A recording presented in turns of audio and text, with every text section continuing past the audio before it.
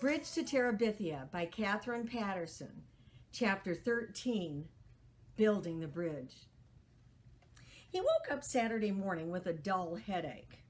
It was still early, but he got up. He wanted to do the milking.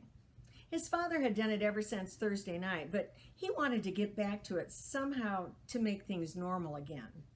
He shut PT in the shed, and the dog's whimpering reminded him of Maybelle and made his headache worse. But he couldn't have PT yapping at Miss Bessie while he tried to milk. No one was awake when he brought the milk in to put it away, so he poured a warm glass for himself and got a couple of pieces of light bread. He wanted his paints back, and he decided to go down to see if he could find them. He let PT out of the shed and gave the dog a half piece of bread. It was a beautiful spring morning. Early wildflowers were dotting the green fields, and the sky was clean and blue. The creek had fallen well below the bank and seemed less terrifying than before. A large branch was washed up into the bank, and he hauled it up to the narrowest place and laid it bank to bank.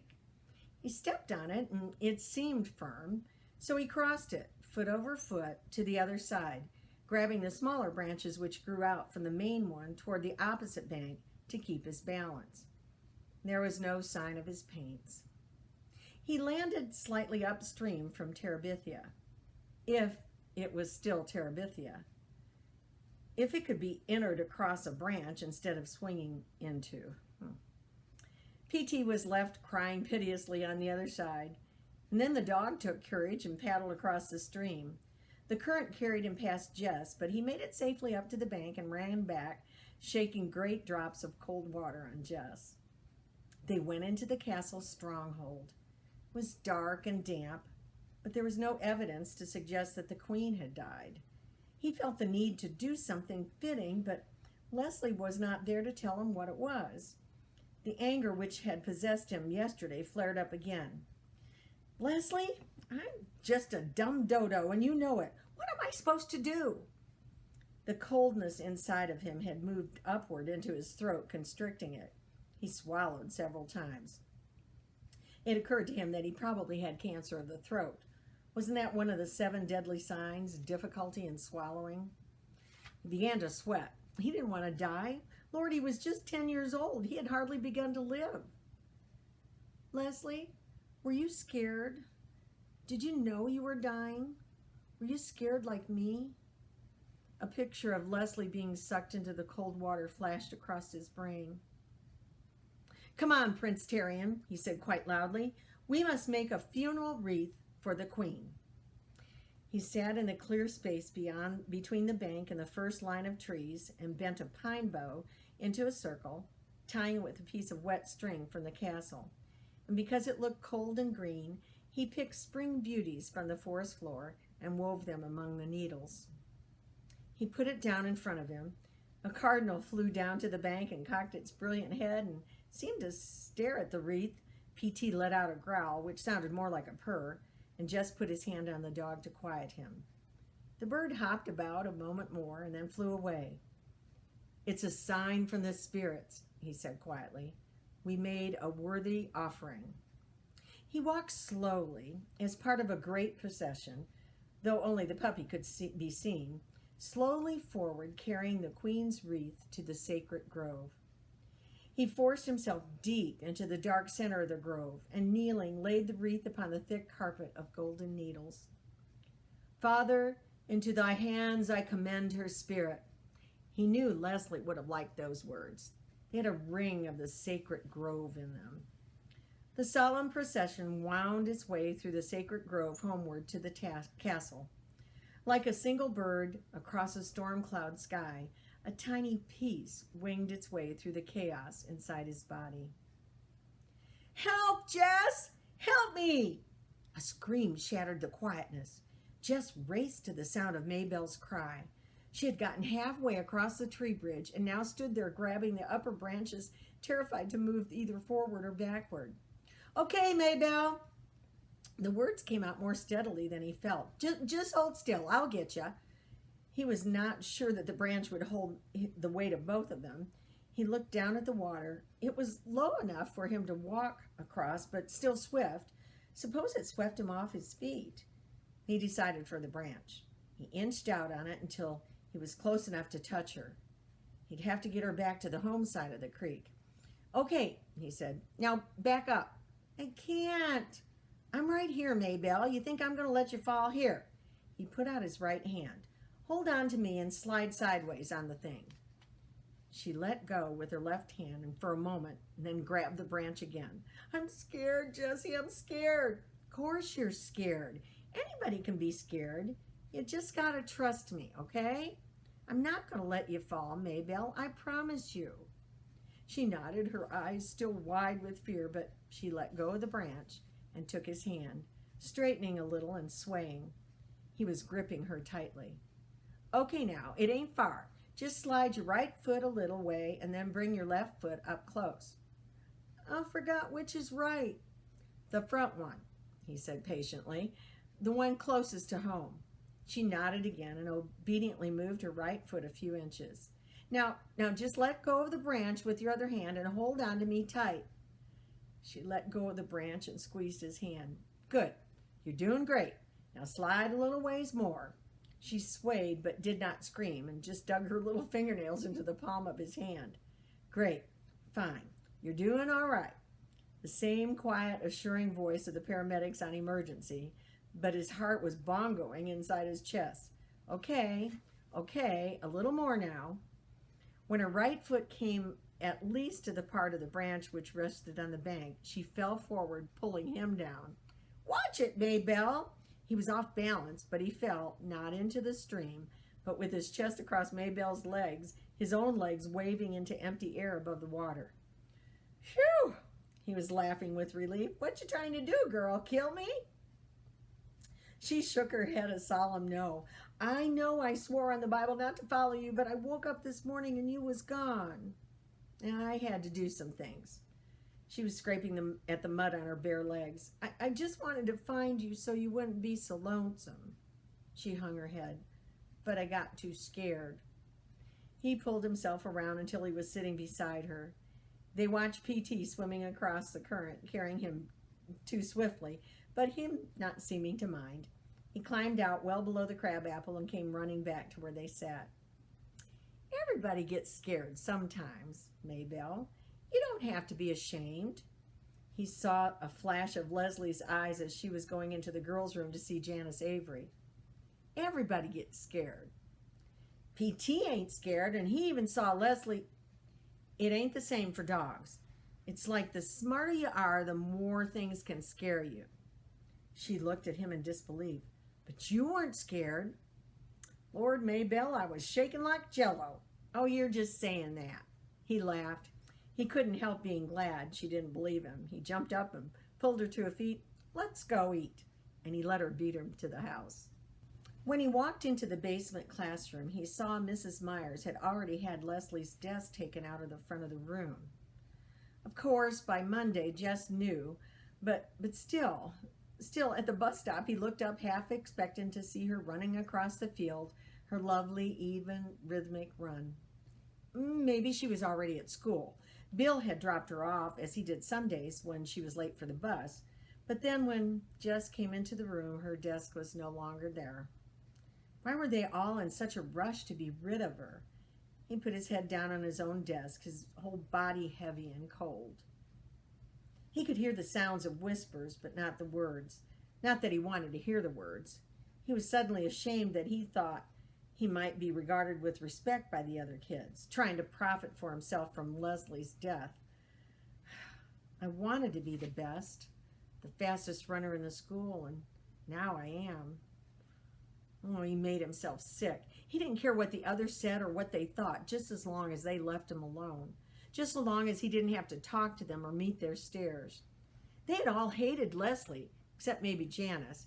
Even after they'd given up trying to make her miserable, they kept on despising her, as though there was one of them worth the nail on Leslie's little toe.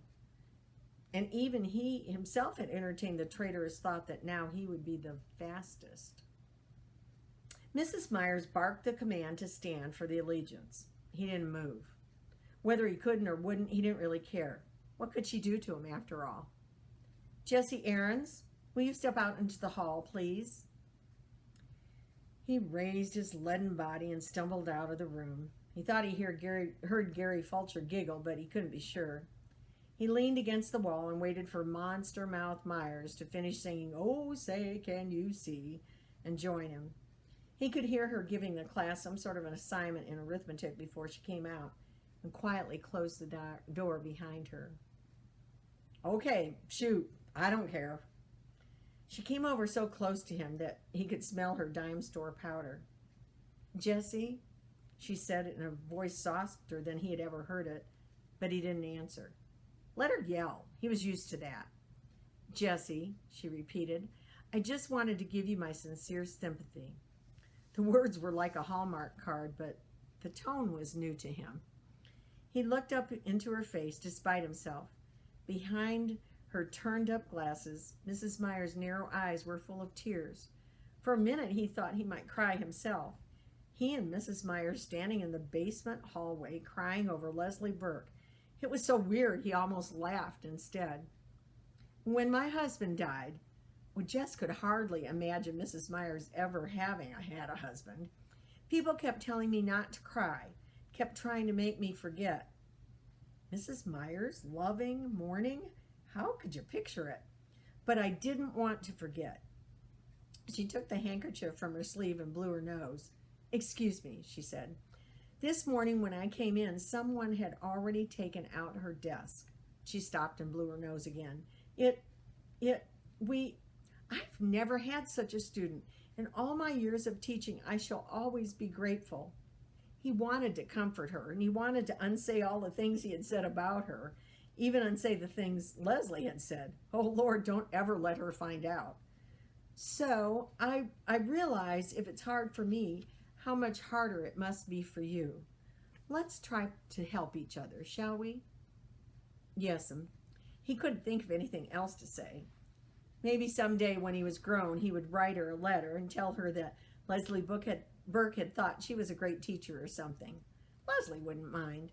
Sometimes, like the Barbie doll, you need to give people something that's for them, not just something that makes you feel good for giving it. Because Mrs. Myers had helped him already by understanding that he would never forget Leslie. He thought about it all day. How before Leslie came, he had been nothing, a stupid, weird little kid who drew funny pictures and chased around a cow field trying to act big, trying to hide a whole mob of foolish little fears running riot inside his gut. It was Leslie who had taken him from cow pasture into Terabithia and turned him into a king. He had thought that was it. Wasn't king the best you could be? Now it occurred to him that perhaps Terabithia was like a castle where you became knighted. And after you stayed for a while, you grew strong, you had to move on. For hadn't Leslie, even in Terabithia, tried to push back the walls of his mind and make him see beyond to the shining world, huge and terrible and beautiful and very fragile? Handle with care everything, even the predators. Now it was time for him to move out. She wasn't there, so he must go forth for both of them. It was up to him to pay back to the world in beauty and caring what Leslie had loaned him in vision and strength. As for the terrors ahead, for he did not fool himself that they were all behind. Well, you just have to stand up to your fear and not let it squeeze you white. Right, Leslie?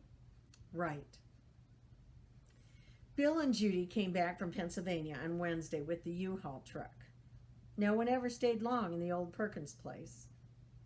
"We came to the country for her sake, and now that she's gone." They gave Jess all of Leslie's books and her paint set with 3 pads of real watercolor paper. "She would want you to have them," Bill said. Jess and his dad helped them load the U-Haul, and at noontime his mother brought down ham sandwiches and coffee. A little scared the Burkes wouldn't want to eat her food, but needing Jessie knew to do something. At last the truck was filled, and the Aaronses and the Burkes stood around awkwardly, no one knowing how to say goodbye. "Well," Bill said, "if there's anything we left for you that you want, please help yourself." "Could I have some of the lumber in the back porch?" Jess asked. "Oh, yeah, sure. Anything you see." Bill hesitated and then continued, I meant to give you PT, but he looked at Jess and his eyes were almost those of a pleading little boy. But I can't seem to give him up. It's okay. Leslie would want you to keep him. The next day after school, Jess went down and got the lumber he needed, carrying it a couple of boards at a time to the creek bank. He put the 2 longest pieces across at the narrow place upstream from the crabapple tree, and when he was sure that they were firm and even as he could make them, he began to nail on the cross pieces. "What you doing, Jess?" Maybelle had followed him down again, as he had guessed she might. "It's a secret, Maybelle." "Tell me." "When I finish, okay?" "I swear in the Bible I won't tell anybody, not Billie Jean, not Joyce Ann, not Mama." She was jerking her head back and forth in solemn emphasis. "Oh, I don't know about Joyce Ann. You might want to tell Joyce Ann sometime." "Tell Joyce Ann something that's a secret between you and me?" That idea seemed to horrify her. "Yeah, I was just thinking about it." Her face sagged. "Joyce Ann ain't nothing but a baby." "Well, she wouldn't likely be a queen first off. You'd have to train her and stuff." "Queen? Who gets to be a queen?" "I'll explain it when I finish, okay?" And when he finished, he put flowers in her hair and led her across the bridge, the great bridge into Terabithia, which might look to someone with no magic in him like a few planks across a near dry gully. "Shh," he said. "Look." "Where?" "Can't you see him?" he whispered. "All the Terabithians standing on tiptoe to see you." "Me?" "Shh. Yes. There's a rumor going around that a beautiful girl arriving today might be the queen they've been waiting for."